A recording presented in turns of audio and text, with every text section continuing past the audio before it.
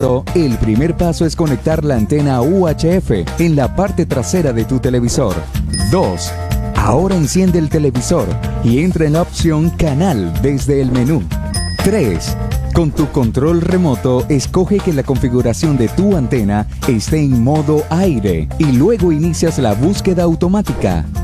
4. Solo espera que la antena escanee todos los canales digitales que tiene para ofrecerte. Una vez que finalice la búsqueda, solo queda el último paso, que es disfrutar de toda la programación de UCI en alta definición desde el canal 18.1.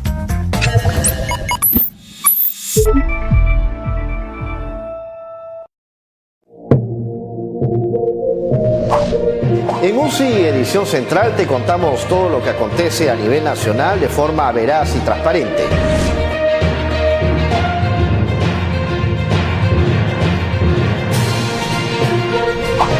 Siempre listos para informar. UCI, un canal inteligente.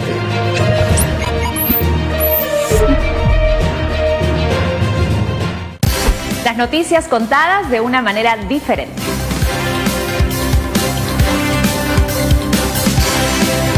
Analizaremos los temas de coyuntura y todo lo ocurrido en el Perú y el mundo.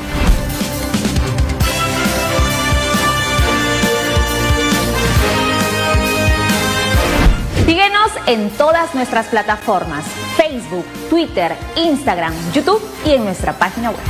Conéctate con nosotros de 7 a 9 de la mañana. UCI, un canal inteligente.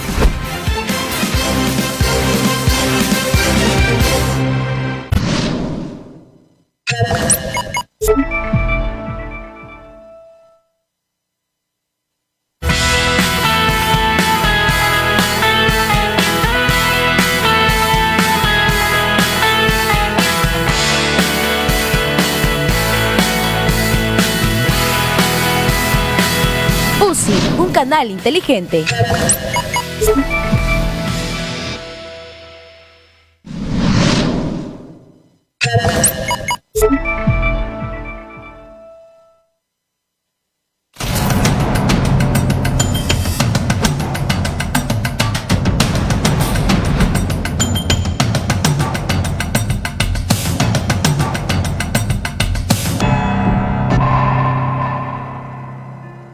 Bienvenidos a otro conversatorio del Instituto del Futuro, gracias al apoyo de la Fundación Friedrich Naumann y transmitido por aquí, por UCI Noticias.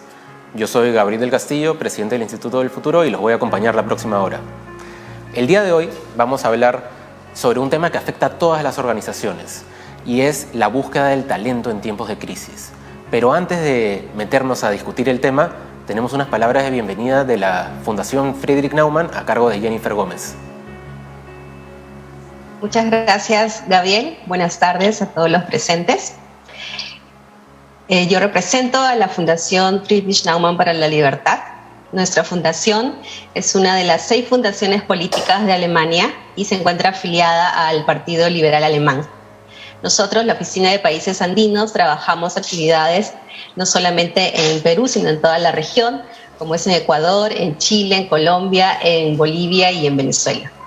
Por supuesto, defendemos las ideas liberales y nuestras actividades están enfocadas en el Estado de Derecho, derechos humanos, economía social de mercado, Smart Cities, digitalización y educación de calidad. Los invitamos a que nos sigan en nuestras redes sociales. Estamos como FNF Países Andinos en Twitter, en Facebook y en Instagram. Muchas gracias. Muchas gracias, Jennifer. Ahora sí, vamos a hablar del tema que tenemos hoy día, la búsqueda de talento en tiempos de crisis. ¿Cuál es el panorama? ¿Cuáles son los retos, los cambios? Y sobre todo, ¿cómo adaptarse, ¿no? Y para tener esta conversación hemos reunido un panel de expertos. En primer lugar nos acompaña Evelyn Camacho, gerente de capacidades y rendimiento en Servir. Tenemos también con nosotros a Daniel Maurate, exministro de Trabajo y Promoción del Empleo.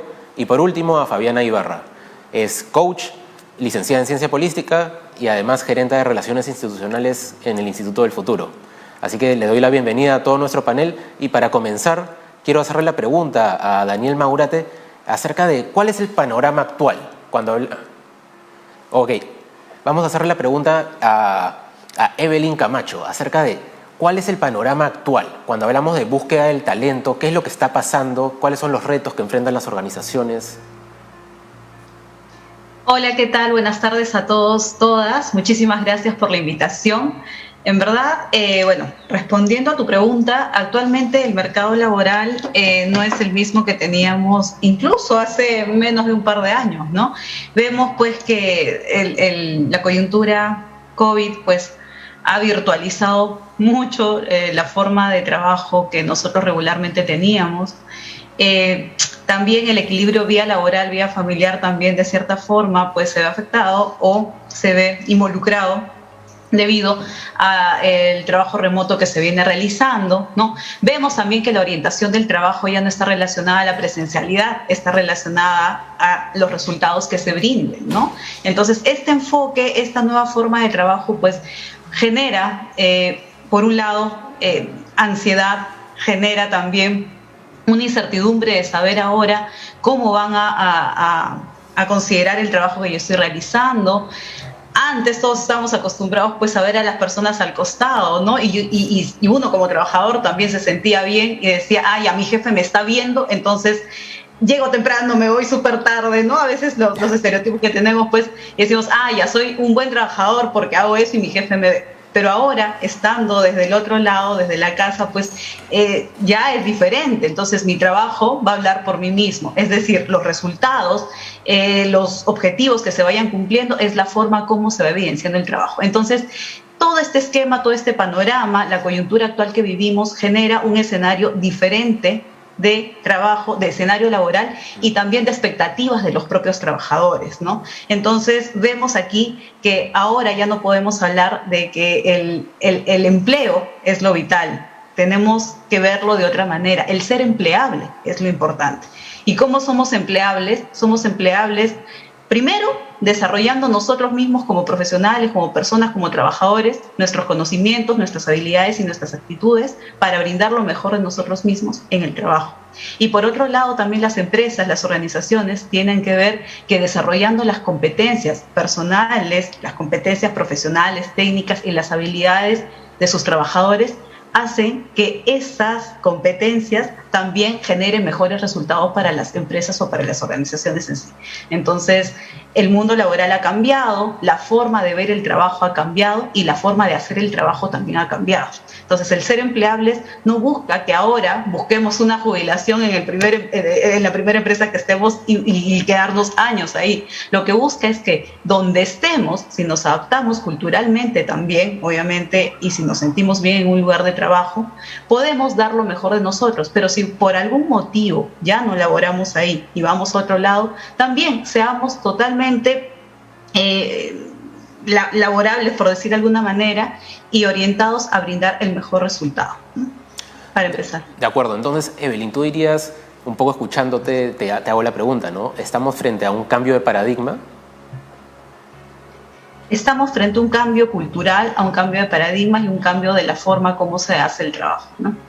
De acuerdo, de acuerdo. Ahora, el título que tenemos hoy día en el tema es búsqueda de talento, ¿no?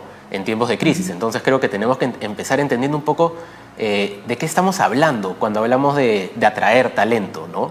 Te hago la pregunta a ti, Fabiana, desde tu punto de vista, ¿de qué hablamos cuando hablamos de atraer talento?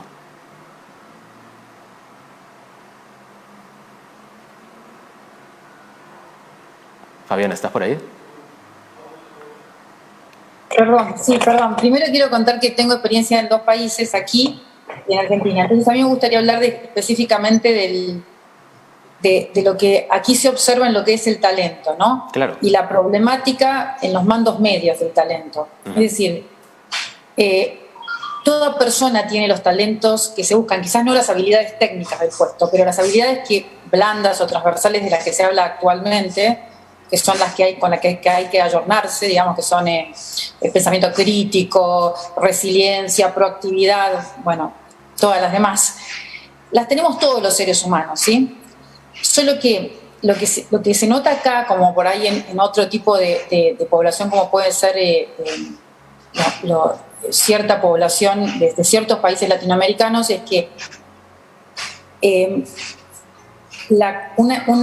el exceso de agradar, ¿sí? A mi jefe a veces me juega en contra, sobre todo en este paradigma. Ya antes jugaba en contra, ¿por qué? Porque si yo quiero agradar mucho, mi decisión, por ejemplo, mi capacidad de decisión se va a limitar, porque voy a estar siempre viendo a ver si a mi jefe le gusta, si no le gusta, y eso juega en contra al momento de una multinacional de tomar, por ejemplo, un gerente, ¿sí? Tampoco se busca un cacique, una persona que decide unilateralmente, pero sí tiene que haber como un equilibrio entre el pensamiento crítico y no tanto el agradar. ¿Qué pasa? Ahora, si uno lo mira, digamos, de manera positiva, el aislamiento del empleado lo hace que ya no tenga que estar viendo si agrado o no agrado a mi jefe. Entonces, en un punto, a lo que es para mí el ser peruano, no de todos, pero más que nada de los mandos medios, es como que las nuevas habilidades, estando en trabajo a distancia, se van a desarrollar de una mejor manera.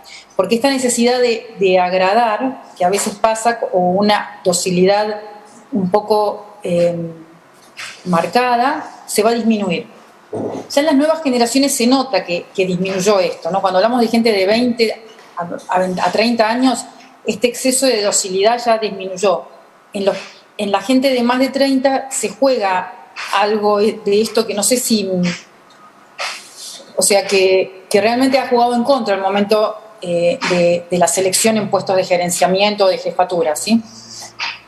Bueno, eso tenía como para agregar. No sé si eso es la pregunta, pero digamos que el talento, cuando se dice los talentos que se buscan más allá del desarrollo técnico que el puesto requiera, habla de estas cosas, ¿no? Lo que es la resiliencia. Resiliencia es una palabra como difícil, pero en realidad toda persona es resiliente si sobrevivió hasta los 25 años. Pasó por el colegio primario con toda la problemática con los compañeros, el colegio secundario con toda la problemática. Ya es resiliente toda persona, puede que no sepa que es resiliente, pero ha tenido capacidades de supervivencia y de rearmarse, que es lo que la resiliencia pide. Bueno, luego Fabiana, la proactividad, perdón. Tú un poco lo que estás describiendo es cómo están cambiando, digamos, las habilidades que las organizaciones buscan en el talento, ¿no? Pero creo que podemos verlo de la otra forma también. Y te lo pregunto, ¿cómo es que está cambiando, o si es que está cambiando, lo que buscan los profesionales hoy en día a la hora de pensar en a dónde voy a trabajar o este tipo de preguntas? Sí, a tal punto que había un dicho viejo, digamos, para tomar gente que decía, uno consigue el puesto por sus capacidades y lo pierde por su carácter. Ahora se podría transformar eso en decir, uno gana el puesto por sus capacidades quizás técnicas y lo pierde o lo pone en riesgo por las habilidades blandas, digamos, estas habilidades de actitudes, ¿no? Por ejemplo, cuando se habla de proactividad, la gente en una entrevista puede decir, soy proactivo, soy resiliente, pero ¿qué significa proactividad? O sea, toda persona es proactiva, porque toda persona, digamos, si uno obedece una orden, uno ahí no es proactivo, si uno trata de agradarle al jefe, trata de hacerlo lo mejor para el jefe. Ahí no hay nada de proactividad. Proactividad aparece cuando me enamoro de lo que voy a hacer, me pongo como fuerzas para decir, bueno, esto es mío, a ver cómo lo hago, cómo lo resuelvo mejor. Y lo hago propio. Y ahí cuando lo hago propio, lo hago con ganas porque es propio. Pero mientras yo quiero agradar, la proactividad no aparece. Entonces, el estar solito en la casa trabajando, el trabajador, sí o sí va a tener que hacer esta magia de hacerlo propio para que el resultado aparezca, ¿no? Porque no puedo agradar mucho a mi jefe por Zoom. Muy bien, muy bien. Y lo otro que tenemos que entender cuando hablamos de este tema es de qué hablamos cuando estamos hablando de tiempos de crisis, ¿no? Y cuáles son estas crisis, cuáles son los retos que han generado. Así que quisiera preguntárselo a Daniel Maurate, que nos acompaña. ¿Cuáles son las crisis que hemos enfrentado en cuanto al mercado laboral el último año y medio? ¿Y cuáles son los retos que tenemos hacia adelante?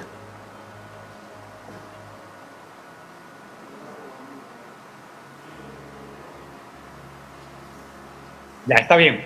Muy bien, muy buenas tardes a todos y muchas gracias por la invitación y la verdad... No, gracias a usted. Es que es un tema fascinante, o sea, hay mucho que hacer, pero de hecho que la pandemia ha cambiado todo, o sea, todos los indicadores de empleo, de empleabilidad, de empleo adecuado, inadecuado, todo se ha trastocado. O sea, que hay que levantar cifras de nuevo para mirar realmente qué está pasando en nuestro país, pero de hecho que hay herramientas que han funcionado muy bien, por ejemplo, el teletrabajo, que nosotros lo sacamos pensando mucho en personas con discapacidad, en contaminación ambiental, en productividad, y nunca nos imaginamos que podía servir por una pandemia. O sea, cuando expusimos el teletrabajo en 1000 lugares, hablamos de todo, del teletrabajo, de las virtudes, de lo bien que se siente una persona trabajando en su casa, de la productividad que significa para un empleador reducir espacios, energía, de cómo puede servir una persona con discapacidad para ya no trasladarse en los micros a su trabajo, o el bienestar que puede causar a una familia, tener al papá o a la mamá o a las personas embarazadas, ¿no? Todo eso era el discurso del teletrabajo, pero jamás hablamos una línea sobre una pandemia. Y la verdad que el teletrabajo fue lo que nos ayudó a enfrentar la pandemia. Pero hay muchas cosas que hay que hablar sobre el tema del talento y diferenciar un poco lo que son las competencias, la empleabilidad y también el talento, ¿no? Entonces, de hecho que, por ejemplo, las competencias que ahora los nuevos jóvenes o los nuevos trabajadores necesitan son diferentes a antes de la pandemia. Hoy día las competencias que requieren los jóvenes y los trabajadores son básicamente competencias vinculadas a la informática, a las TICs. Entonces, y por supuesto, también es importante las competencias o las habilidades blandas, porque eso está conectado a algo que es muy potente en nuestro país, que quizás no miramos y que tenemos que mirar todos. Porque miramos siempre el empleo, la empleabilidad de la gente que está en el trabajo, pero hay casi 280.000 jóvenes al año de los 400.000 que terminan el colegio que se quedan sin acceso a la educación superior universitaria y no universitaria. Ese es el drama del Perú. Y esa gente que no tiene posibilidades por temas económicos y por otra razón más de no ir a la educación superior, que es el 70% de los jóvenes, obviamente no desarrollan habilidades blandas, duras, talentos, nada. Y entonces ese es el drama que creo que es lo que tenemos que mirar, que conversar, qué es lo que hacemos, ¿no? Y respecto al 30% de las personas, de los jóvenes que sí van a la educación superior, universitaria y no universitaria, también hay que ver, porque dentro de ese 30% hay muchos jóvenes, casi el 60% de jóvenes que están inadecuadamente ocupados. Es decir, que han estudiado carreras que el mercado laboral no demanda y están trabajando en cualquier cosa menos en lo que estudiaron. Entonces, cuando hablamos de eso, decimos, ¿y ahora?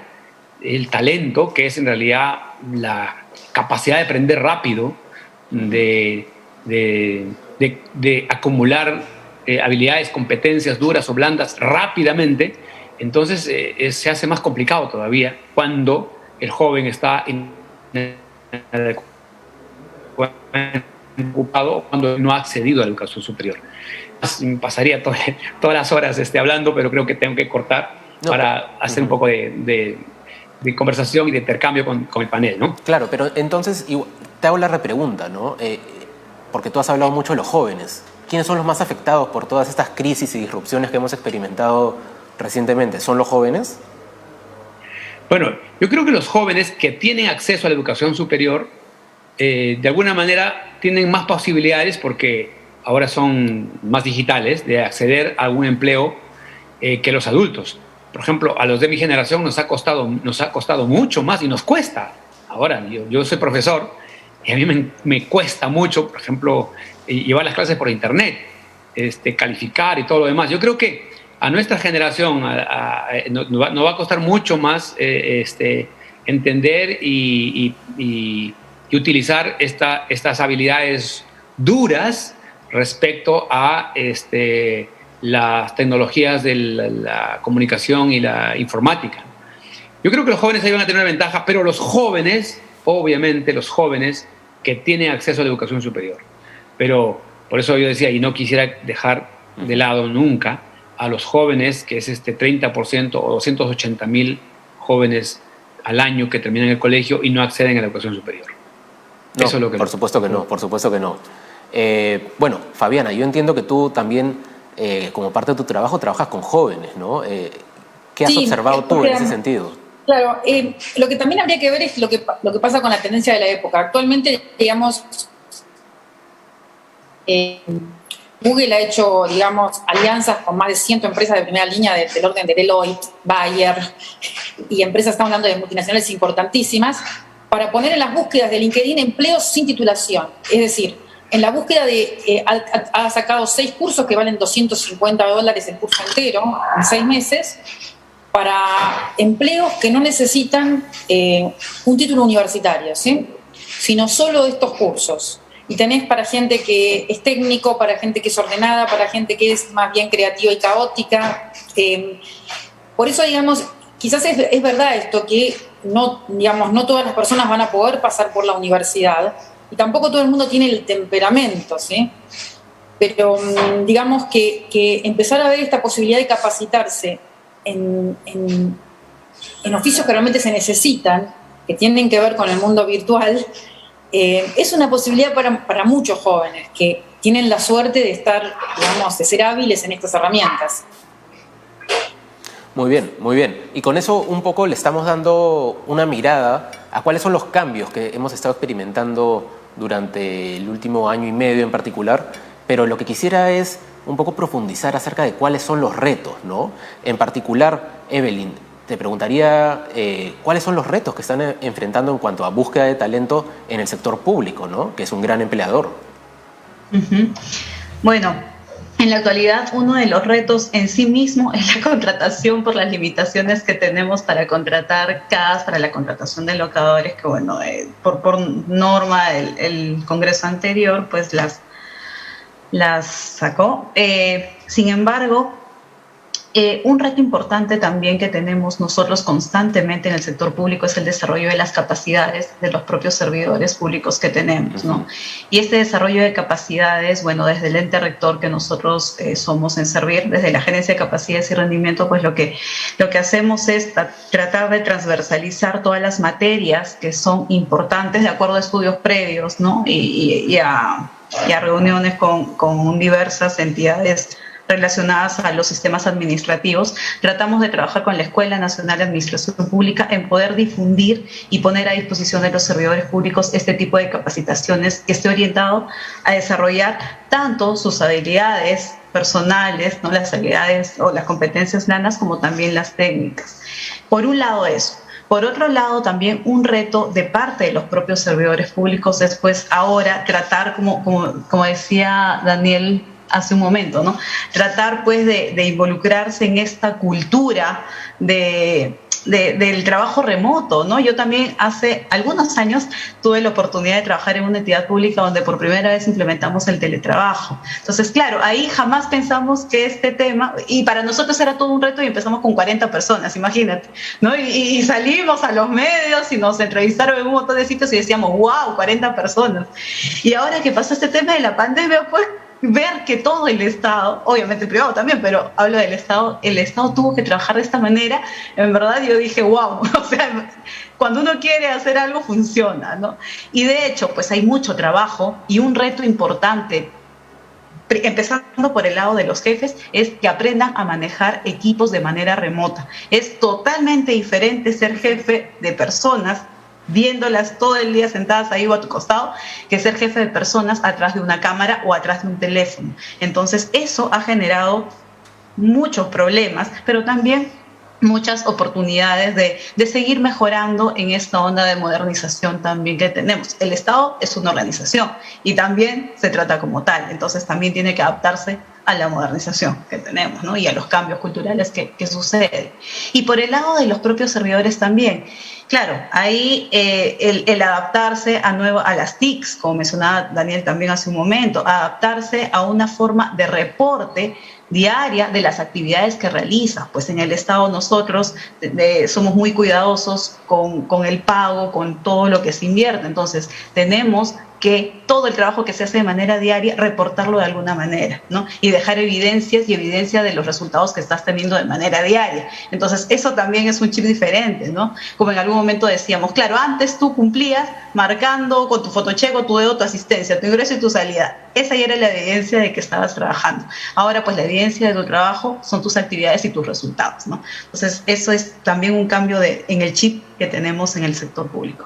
Pero Definitivamente este cambio trae diversas oportunidades de aprendizaje y oportunidades de mejora, y una de ellas, o una de las más importantes, me parece, es este tema de la retroalimentación, ¿no? El tema de que antes quizá, no digo que sea así siempre, pero quizá para que puedas conversar con tu jefe, con alguien que le reportabas directamente, hasta podías o tenías que sacar una cita o estar ahí parándote en la puerta a ver en qué momento te podía atender. Ahora es mucho más fácil, ¿no? Un WhatsApp, un Telegram, un Zoom, es mucho más fácil y sencillo de poder comunicarnos, que implica desarrollo de nuevas habilidades, obviamente, sobre todo para las personas que tienen equipos a cargo, ¿no? Justamente en esa línea, ¿no crees que hay oportunidades en el desarrollo de capacidades, como tú mencionas, haciendo uso de estas tecnologías que han ganado tracción en los últimos tiempos?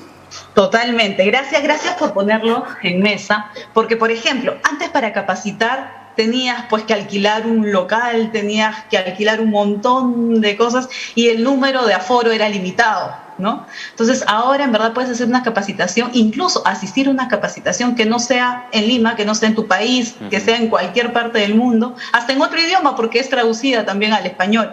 Y el aforo pues pueden estar miles y miles y miles de personas y todas nos beneficiamos con ese desarrollo de nuevas capacidades. Entonces obviamente con el desarrollo de capacitaciones virtuales se ha ganado muchísimo para poder acceder a mejores y a mayores capacitaciones que te ayuden a ver las cosas de una manera totalmente diferente y a aprender formas nuevas de hacer las cosas, ¿no? De acuerdo. Y si bien mucho de lo que mencionas se aplica para organizaciones en general, estamos hablando del punto de vista del sector público al final, ¿no es cierto? Uh-huh. ¿Qué sucede más bien a nivel corporativo, Fabiana? Digamos, para mí el punto principal de ver, digamos, seleccionar a una persona, reclutarla y después la performance, es que la persona empieza a darse cuenta que, digamos, hay una manera a veces de uno pensar el trabajo como si fuera un residuo de la esclavitud. Es decir, compran mi tiempo. La empresa compra mi tiempo. Da lo mismo si estoy sentado que si hago otra cosa. Y creo que ese mecanismo de entender que no soy un esclavo, que la empresa no compra mi tiempo, la empresa compra mis habilidades, si vamos a hablar de comprar, ¿no? Entonces, si yo sé que esa empresa paga por mis habilidades, digamos que eso es para mí el tema del talento en tiempo de crisis. Cada vez más uno busca que la persona no tenga esta característica de estoy vendiendo mi tiempo, ¿sí? Sino que entienda que es su capacidad, que entienda que él viene con un beneficio, que la empresa quiere el beneficio que vos le vas a dar a la empresa. Así como la empresa te va a dar a vos un beneficio, la empresa también quiere el beneficio de incorporarte. ¿Qué pasa con esto?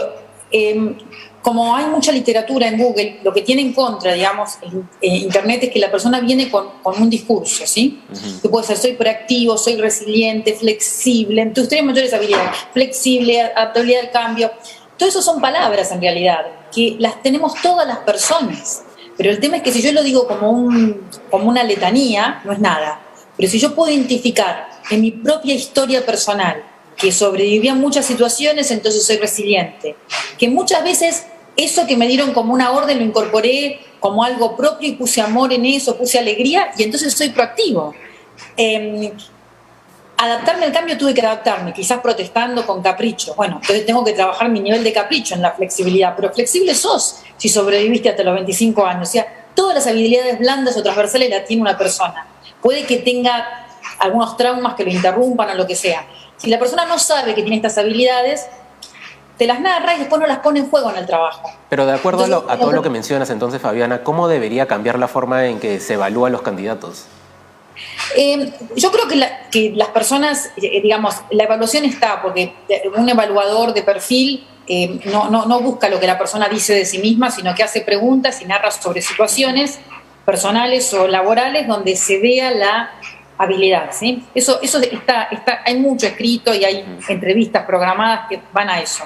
No importa lo que la persona dice de sí, sino lo que narra, ¿sí? Las cosas concretas que narra para ver su acción ahí, en lo que está narrando. Qué sé yo, si vos, depende parte del perfil, si vos necesitas una persona que tenga que decidir, y si vos necesitas una persona que tenga que vender, digamos, vos vas a necesitar una persona que tenga resistencia a la frustración, ¿sí? O sea, mucha resiliencia. Entonces vas a hacer preguntas en torno a las preguntas del entrevistador van a ser en torno a situaciones donde la persona no obtuvo los resultados que esperaba. Si vos le preguntás algo así, y si la persona te niega eso y dice que siempre lo obtuvo, sabés que no estás frente a una persona resiliente, porque no puede entender el fracaso y levantarse, ¿sí? O no verlo como fracaso, no ve esto de la experiencia de me caigo y me paro, sino que ve, tengo que decir que todo fue siempre bien, ¿no? Entonces estás una persona que no puede con eso todavía. Lo tiene, pero le falta desarrollarlo. Lo mismo cuando vos, es lo mismo que si vas a salir con una chica, ¿no? Y la chica te dice, no, mi exnovio era malo, el otro exnovio era un manipulador, el otro exnovio, y vos decís, bueno, el próximo malo voy a ser yo, ¿no es cierto? Es lo mismo en un trabajo. Si el anterior jefe fue malo, el otro fue malo, el otro, y bueno, viste, es una lectura que vos podés dar de la situación. Pero haciendo un curso, ¿no? Que puede ser un curso serio de horas, las personas se dan cuenta inmediatamente de esto. Si vos le haces al empleado que se ponga en el lugar de la empresa y que la empresa también quiere contratar al mejor empleado, ¿y qué le podés dar vos? Desde ahí vos te colocás en otro lugar con la empresa, ¿sí? No sé, en ese sentido te lo digo. Sí, hay un punto importante que me gustaría tocar que mencionó Evelyn, que es acerca de la relación ahora, cómo está cambiando entre los jefes y los trabajadores, ¿no? Yo te preguntaría, a ti que conoces también el tema más bien desde el punto de vista de las habilidades, ¿no? ¿Cómo está cambiando la forma en que se ejerce el liderazgo ahora? Sobre todo que hablamos de trabajo de manera remota, equipos distribuidos. ¿Cómo cambia la forma en que se ejerce el liderazgo en esa situación? Fabiana. Bueno, el liderazgo mutó ya hace unos años. Venimos del liderazgo tipo cacique, ¿sí? Yo te doy la orden y controlo. Y actualmente, digamos, eso no funciona más. Ya se revolucionó, digamos, con el toyotismo en los años 50 se empezó a ver esto desde lo que es, digamos, la producción, la línea de montaje en U, y que la persona tenga más habilidades, se controle a sí misma por los resultados. Después pasó al sistema Lean y tenés Six Sigma, Green Belt, bueno, tenés un montón de procedimientos ya instaurados, a nivel ya sea administrativo o de producción, que muestra que digamos, el liderazgo pasó dentro de cada persona. Cada persona lidera su tarea, ¿sí?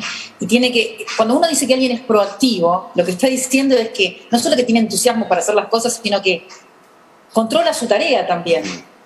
Entonces, en este liderazgo, si cada persona puede ser como dueño del proyecto, que es lo que él tiene, y él es el dueño de ese proyecto, el liderazgo está en cada persona. Y luego eso, después tenés un equipo, se coordina en el equipo, pero es muy importante esto de quién es el dueño del proyecto, ¿no? Porque es lo mismo que nos pasa en política, ¿no? Si hubiera un representante por cada distrito, cada cual sabe quién es su representante, pero si tenemos cinco, los cinco nadie sabe quién es el propio. Lo mismo pasa en las empresas, ¿sí? Si vos tenés una tarea y la tarea es de todos, la tarea es de nadie se hace cargo de esa tarea. Entonces es importante esto de el dueño del proyecto, quién lo ayuda en ese proyecto, otro día el dueño del proyecto es otro en el equipo y otros lo ayudan. Entonces todos tienen que ser líderes, ¿sí? Y todos tienen que hacer cargo de los resultados.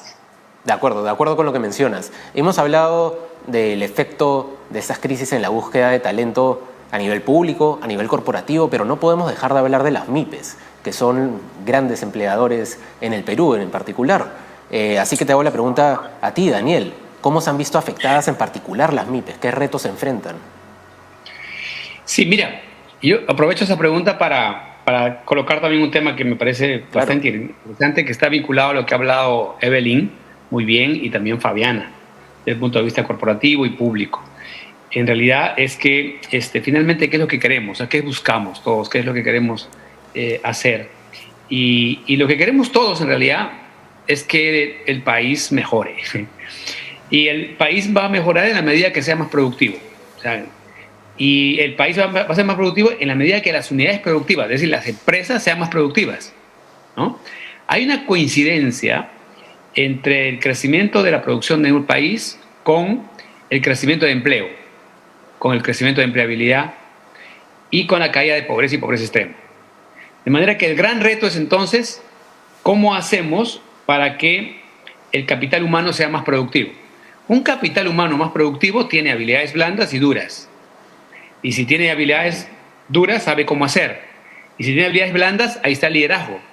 Así como los que compiten por habilidades duras generan desarrollo, porque toda competencia genera desarrollo. Entonces, en una empresa, los que tienen habilidades o competencias duras compiten, hacen mucho más productiva la empresa, ¿no? Eso pasa en Alemania, por ejemplo, con el sistema dual. Entonces, normalmente todas las personas que compiten en cualquier mercado siempre van a mejorar el mercado. Entonces, si en una empresa tenemos gente con habilidades duras compitiendo, esas habilidades duras van a hacerse cada vez mejor. Pero también si tenemos en una empresa, hablando de liderazgo, compitiendo en habilidades blandas, en liderazgos, ese liderazgo se va a repotenciar. Entonces, eso va a ser altamente productivo a la unidad productiva o a la empresa. Y no hay manera de generar empleo por ley. La única manera de que se pueda generar empleo es haciendo a las empresas más productivas, porque a mayor producción, a mayor ingresos, a mayor ganancia, pueden incrementar más personas, ¿no?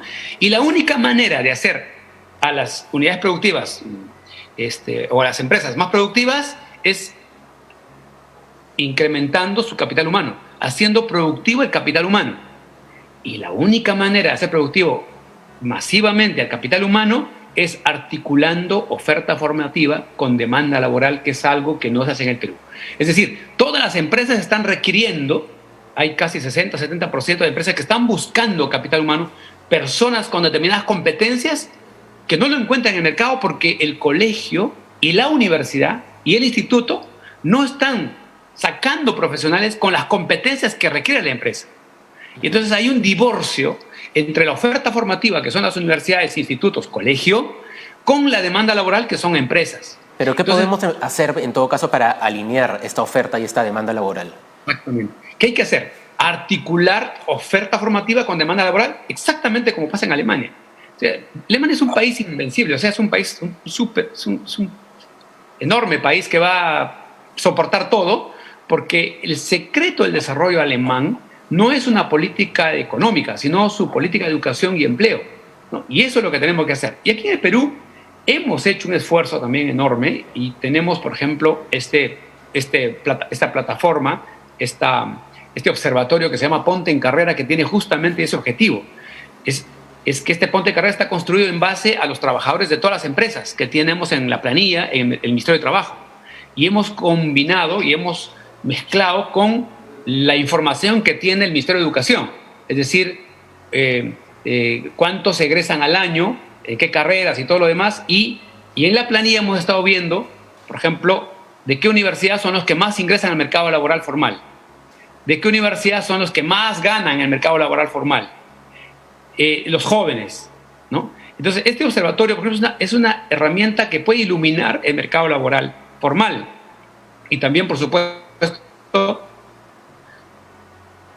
si ilumina el mercado laboral formal y que estas empresas sean más productivas, vamos a tener más posibilidades de formalizar también trabajadores. Esa es la única manera de formalizarlos. La informalidad tiene mucho que ver con la capacidad con el nivel de formación de los jóvenes. Cuanto más formación tienen los jóvenes, más van al mercado laboral formal. Entonces, yo creo que este observatorio Ponte en Carrera, el objetivo que ha tenido y que lamentablemente se ha dejado, cuando salió fue motivo de muchos comentarios positivos, pero lamentablemente se ha dejado. ¿Qué cosa quiere? Lo que quiere es que todos los jóvenes miren en la plataforma Ponte en Carrera cuáles son las carreras más rentables, cuáles son las universidades que tienen buen prestigio y que colocan los más rentables, ¿no? Cuáles son las carreras con más demanda laboral, para que no estudien carreras que no tengan espacio, porque hay muchos jóvenes que han estudiado, casi el 60% de jóvenes que han estudiado carreras y que no pueden encontrar trabajo. Yo creo que esa es la gran tarea. De acuerdo con lo que mencionas. De acuerdo con lo que mencionas, y me parece importante que hayas puesto sobre la mesa también cómo se está viendo afectado el mercado informal también, que es tan grande en el Perú, pero lo que estás mencionando, digamos, de este mismatch entre oferta y demanda laboral y cómo alinearlo, es un problema que teníamos viniendo desde antes, digamos, ¿no? Pero por otra parte... No solo eso, Gabriel, sí. Todo Medio Oriente, estamos hablando de Pakistán, India, todos estos países tienen el mismo problema. Es decir, hay mucho más desempleo entre los profesionales que entre la gente sin educación. Pero también tiene que ver eso con que un profesional viene de un hogar con más recursos y tarda más en emplearse. De acuerdo con eso, Fabiana. Y lo que iba a decir más bien era que, por un lado, tenemos ese problema que venimos arrastrando desde antes, esta ineficiencia en el mercado laboral. Pero, por otra parte, la crisis sanitaria, económica, hasta política, en el último año y medio han, digamos, exacerbado otro problema, que es el del desempleo, ¿no? Entonces, desde el punto de vista quizás de la política pública, Daniel, ¿cómo hacemos para priorizar, para tratar estos dos problemas en simultáneo? Mira, en realidad no tenemos que inventar nada. En nada hay que inventar. Lo que hay que hacer, como dicen los empresarios, es el benchmarking, o sea, es seguir a los que hacen bien las cosas. Y en el mundo hay gente que ha hecho muy bien las cosas, particular oferta formativa con demanda laboral, y también para ver el tema del desempleo. Ahí tienes Corea, ahí tienes Japón, tienes Alemania, tienes un montón de varios países que han hecho trabajos serios. Por ejemplo, ¿qué cosa hay en Corea? En Corea hay lo que se llama los servicios de empleo, el centro de empleo. Ahora, por ejemplo, hoy día en Perú, nosotros tenemos centro de empleo, pero que también está dejado de lado. ¿Qué cosa significa el centro de empleo? El centro de empleo, así como el Observatorio Ponte en Carrera articula oferta con demanda laboral, lo que hace el centro de empleo es articular a los que buscan empleo con los que a los que buscan trabajo con los que están buscando trabajadores. Por ejemplo, ¿qué tienes ahí? Servicio de bolsa de trabajo. Tienes servicio de capacitación, tienes servicio de emprendimientos, tienes el servicio de los registros de las MIPES, ¿no? Entonces, todo ese registro hay. Hoy, por ejemplo, deberíamos tener nuestra bolsa de trabajo y viendo todas las empresas que están buscando trabajadores, ¿no? Y calzar, hacer match con todos los jóvenes o los trabajadores en general que se han quedado sin empleo. Pero ¿y por qué no se hace? ¿Esta no debería ser la principal tarea del Ministerio de Trabajo? Esa es política pública, y tú lo dices muy bien. Esa es la tarea principal del Ministerio de Trabajo, pero el Ministerio de Trabajo, como todos sabemos aquí, se ha reducido a su mínima expresión. Parece que el Ministerio de Trabajo solamente ve conflictos laborales, ¿no? Eso es aquí en el Perú, en el mundo entero no. En Corea, por ejemplo, el Ministerio de Trabajo es un poder absoluto, porque ahí ven servicios de todo lo que se refiere al trabajo, servicios de empleo, bolsa de trabajo, seguros de empleo, la gente que se queda desempleada. En Corea tienen el seguro del empleo, no tienen el seguro de desempleo. O sea, no están esperando que la gente se quede sin chamba para darles un dinero por ese tiempo que se va a quedar sin chamba. Cuando están trabajando, lo acuden para darles nuevas competencias, para que no se queden sin empleo. Eso es una maravilla. Pero sí, es cierto, esa es política pública. Y aquí sí es necesario que nuestro Ministerio de Trabajo sea mucho, mucho más protagonista. Y hace muchos años el Ministerio se ha quedado prácticamente como un ministerio desaparecido, y solamente aparece cuando los sindicatos y los empleadores están peleando. Entonces aparece el Ministerio de Trabajo como si su trabajo fuera articular o sindicales, y eso fuera todo lo que hace el Ministerio de Trabajo. No, muy bien, ahí el Ministerio de tenemos Trabajo es Ministerio de Trabajo y promoción del... Justamente. Ahí hay un problema claramente identificado. Y tú mencionas algo importante, ¿no? Que es mirar qué es lo que se está haciendo afuera, o aprender en todo caso de la experiencia internacional, ya sea en ese momento o sea en el pasado, ¿no? Fabiana, por ejemplo, entiendo que tú has tenido experiencia en otros momentos de crisis con ese tipo de temas, ¿no? Cuéntanos un poco de eso.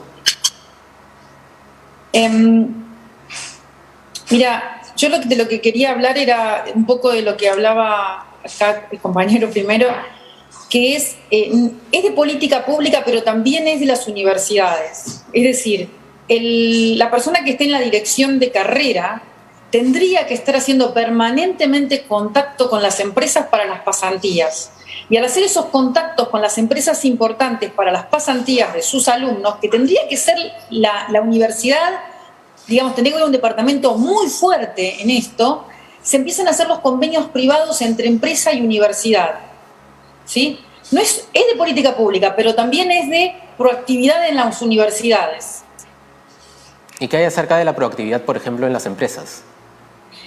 En las empresas también, las empresas están buscando permanentemente, pero imagínate que a vos como empresa te viene una universidad a decirte, quiero tener pasantías en tu compañía, contame qué habilidades necesitas para los pasantes, 2 años antes. Imagínate. No, sería otra cosa completamente. Y claro, y eso es un impulso desde la universidad, que también es una empresa. Un minuto, ya, porque creo que he hablado mucho, no quiero hablar más, pero ruego un par de minutos sobre esto.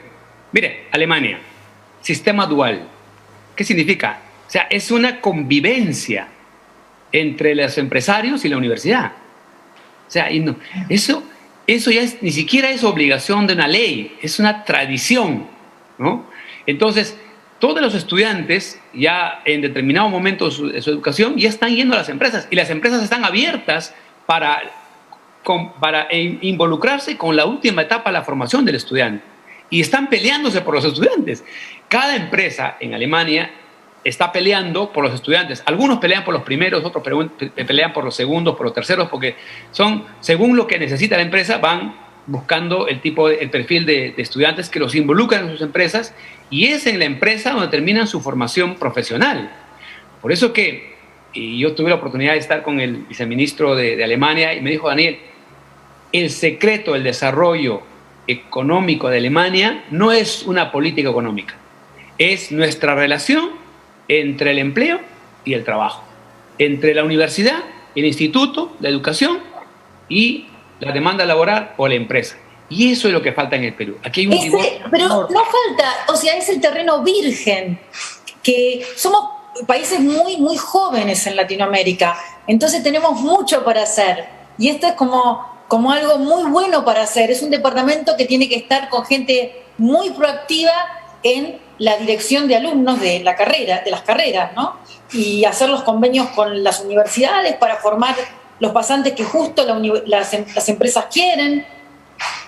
Son los famosos programas trainee, ¿no? Que tipo empresas como Bacus, o sea, transnacionales, en verdad, realizan con gran éxito, porque ingresan chicos que recién ingresan, obviamente a través de un riguroso proceso de selección, claro está, pero que van formando una línea de carrera interna y llegan a ser en muchas oportunidades grandes jefes de estas organizaciones. Incluso ingresan acá en Perú y pueden viajar, no sé, pues a Brasil, a otro país, ¿no? Donde tenga más sucursales las empresas que hacen ese tipo de reclutamiento, ¿no? Y estos programas, que en verdad son muy buenos, los trainee, ¿no? Por supuesto. ¿Y cómo impulsar este tipo de programas entonces, Evelyn? Claro. En mi experiencia, ya cuando estuve en el sector privado, unos buenos años ahí, empecé ahí, trabajé en empresas transnacionales, y en verdad, como mencionan Daniel y Fabiana, depende mucho de la voluntad y de la cultura organizacional que tengan las empresas. O sea, lamentablemente muchas veces esperamos normas, políticas, pero depende mucho también en el lado empresarial de la voluntad que se tenga y de la visión humana que se tenga de la capacidad de gente que quieres que trabaje contigo. Por ejemplo, desarrollamos programas de trainees en convenio con las universidades que tenían un mejor desempeño a través de diversos criterios que evaluábamos, y con ellos hacíamos convenios para que cada cierto tiempo, ¿no?, nos den acceso a los CVs de los mejores, de los que estén en el 10º superior, ¿no? Y hacíamos con ellos un proceso de reclutamiento y selección, incluso así diferente, no era solamente una entrevista, sino también hacían otro tipo de assessment, ¿no? Que era ponerlos en situaciones, en diversos escenarios, y no necesariamente ganaban aquellos que tenían las mejores notas.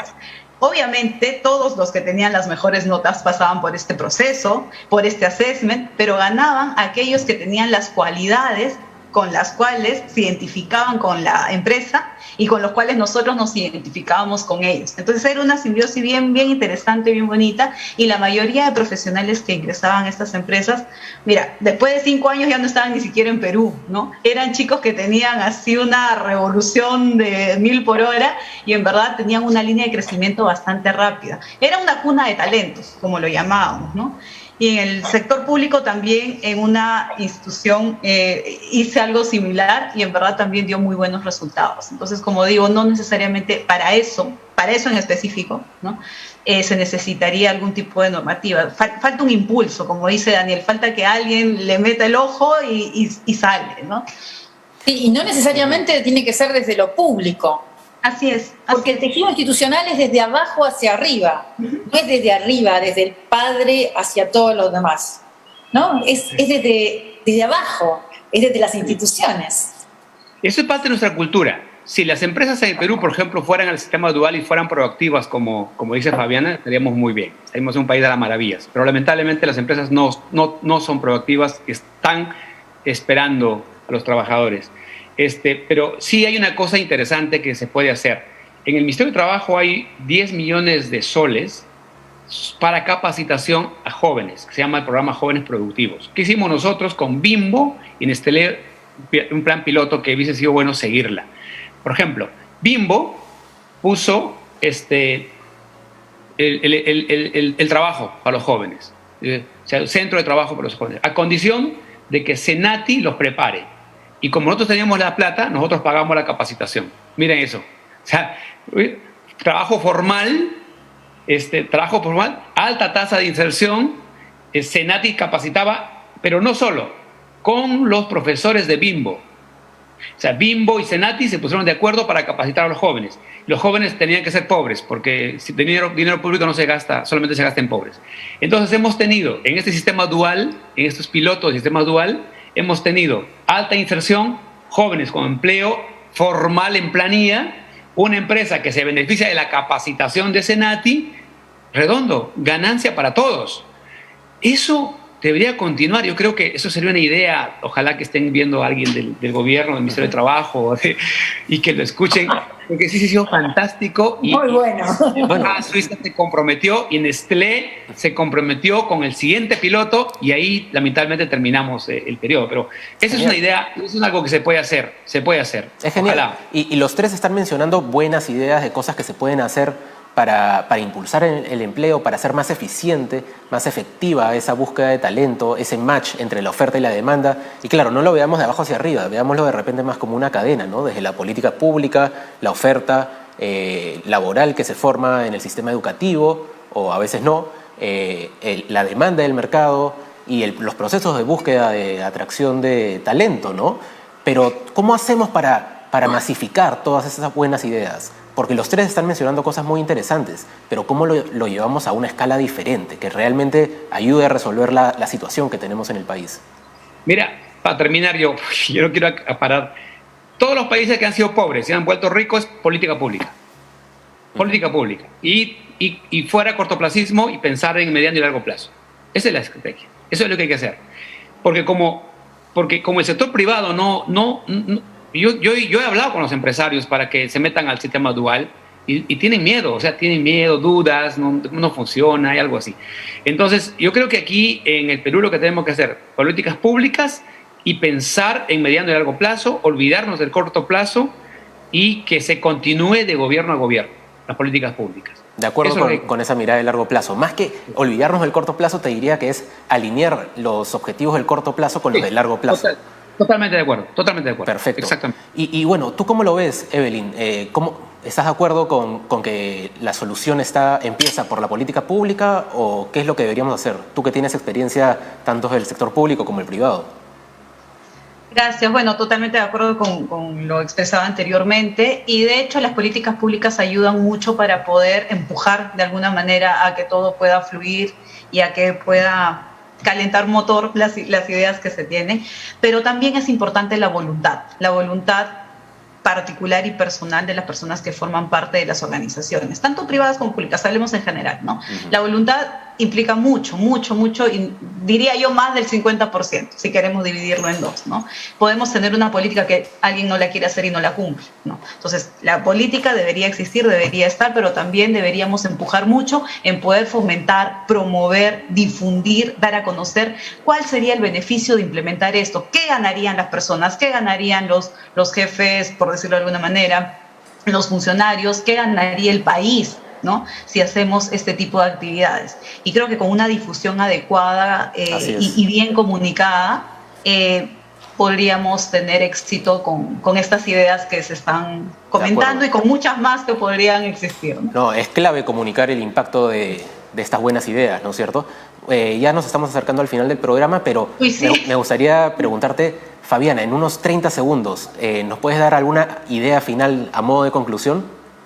Sí, para mí es muy importante la modernización de los sistemas educativos, que los sistemas educativos empiecen a entender que estas carreras de 4 años no son para esta época. Vamos a un mundo de baja empleabilidad y más trabajo independiente. Entonces, la persona no puede invertir 4 años estudiando, ¿sí? Entonces, tiene que haber una oferta adaptada al mundo actual que le permita a toda esta gente, o sea, detrás de estas personas que están vendiendo en la calle o lo que sea, vos tenés mini pymes, ¿sí? Personas que se autoabastecen y entienden lo que es comprar y vender. Vos tenés unidades de negocio.